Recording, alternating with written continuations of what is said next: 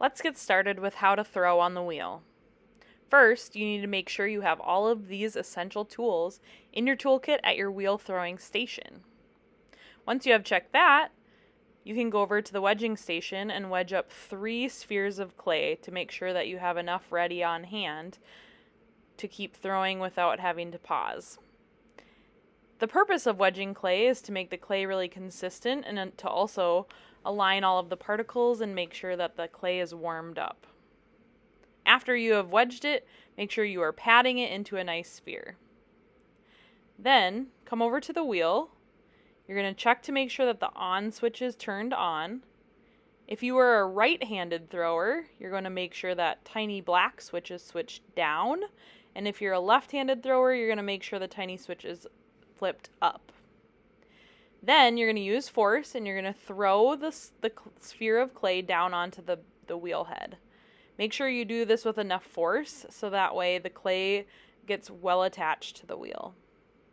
The first thing you're going to do is called coning up. So you're going to use your force of your 2 palms to push at the clay, and this is going to force the clay to move upwards.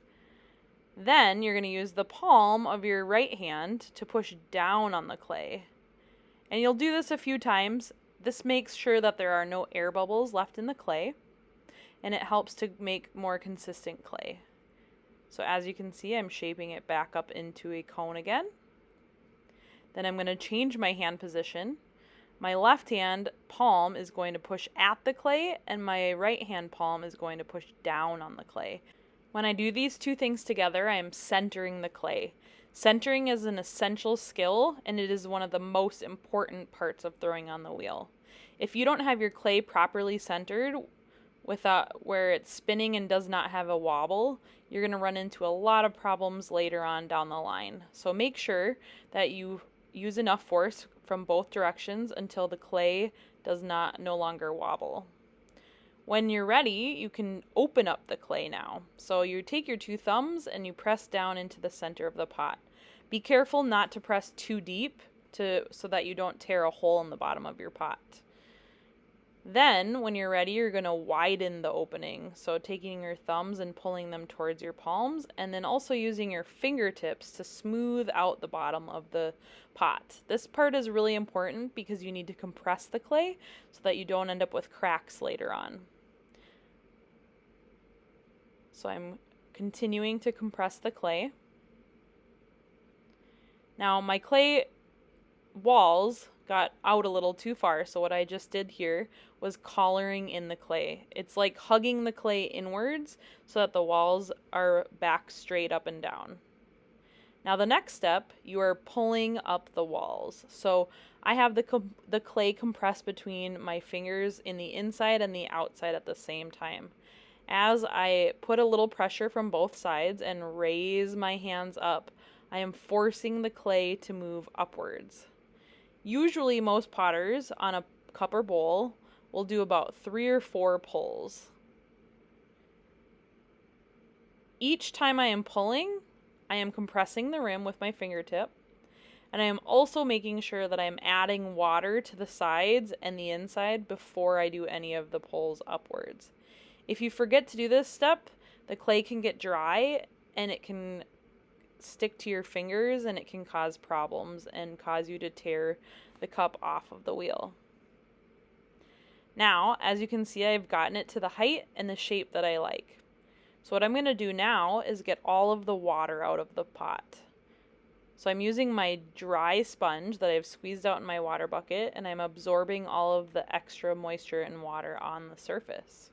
This is going to leave behind kind of a rough texture, so I'm actually going to switch to what's called a rib tool now. And this rib tool is really nice for smoothing out the clay and also compressing the clay.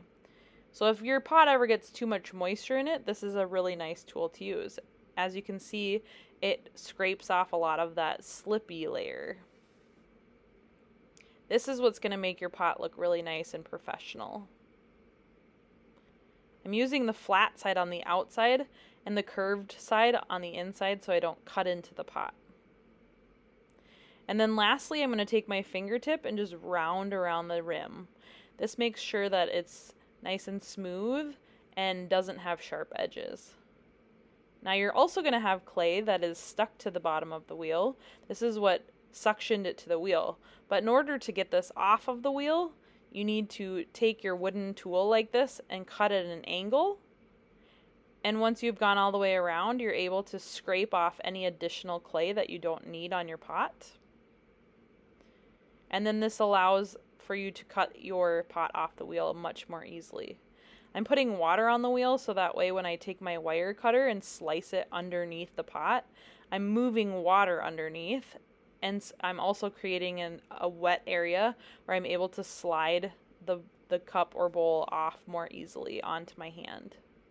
At this stage, you can put it on a wear board, and then to clean off your wheel, it's super easy. You just take your wooden scraper and move your wheel and scrape everything off, and then you take your clean sponge, so make sure you rinse it out first, and smooth along the wheel to get a nice clean wheel head before throwing any more pots.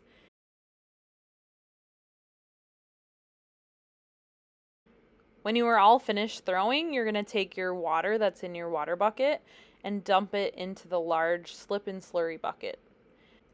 You will also need to carry your bucket with all of your tools over to the sink, rinse out your water bucket, wash all of your tools thoroughly, and take a rag and wipe down the table in front of your wheel. Last but not least, make sure to shut off your wheel by pressing the orange button.